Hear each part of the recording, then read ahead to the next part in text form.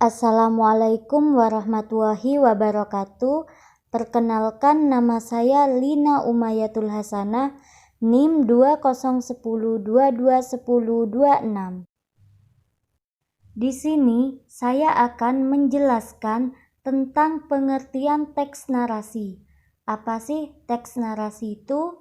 Teks narasi adalah salah satu jenis teks atau pola pengembangan paragraf yang berfungsi untuk menceritakan suatu peristiwa atau kejadian secara beruntun dan mendetail dari awal, tengah, hingga akhir dengan urutan waktu atau bersifat kronologis. Tujuan dari teks ini menceritakan kepada pembaca seolah-olah berada dalam cerita tersebut atau dengan kata lain mengalami hal tersebut dan menambah wawasan membaca. Selain itu, teks narasi dapat berupa fiksi atau imajinasi maupun non-fiksi. Narasi yang berupa fiksi sanggup menciptakan pengalaman estetis atau menghibur sekaligus memberikan wawasan kepada pembaca sehingga jenis teks ini termasuk yang paling banyak digemari.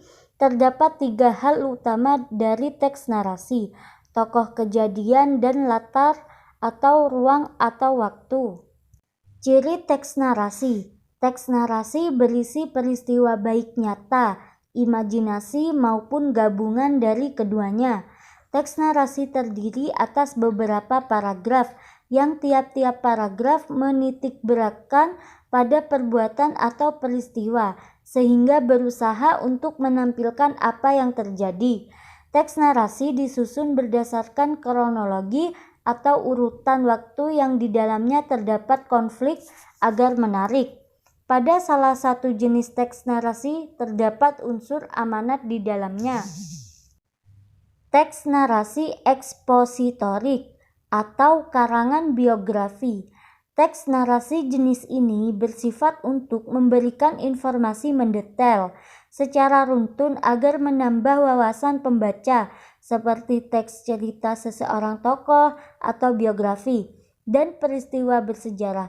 Tokoh yang diceritakan pada umumnya hanya satu tokoh dan peristiwa yang diceritakan berkaitan dengan tokoh tersebut berdasarkan fakta atau bersifat objektif, bukan sugestif atau memengaruhi atau fiktif, mulai dari lahir hingga kabar paling terbarunya, sehingga dapat dikatakan teks narasi ini bersifat ilmiah.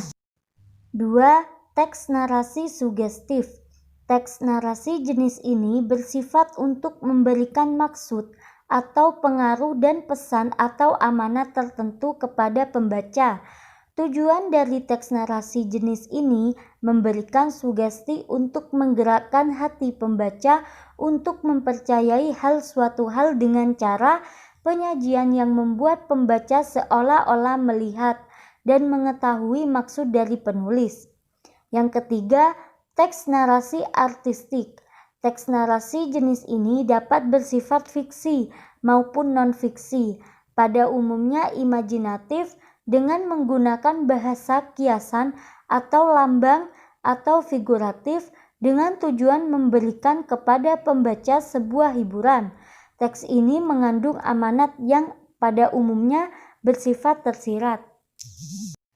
Narasi terdiri atas 4 jenis, antara lain: yang pertama, teks narasi ekspositorik, karangan biografi.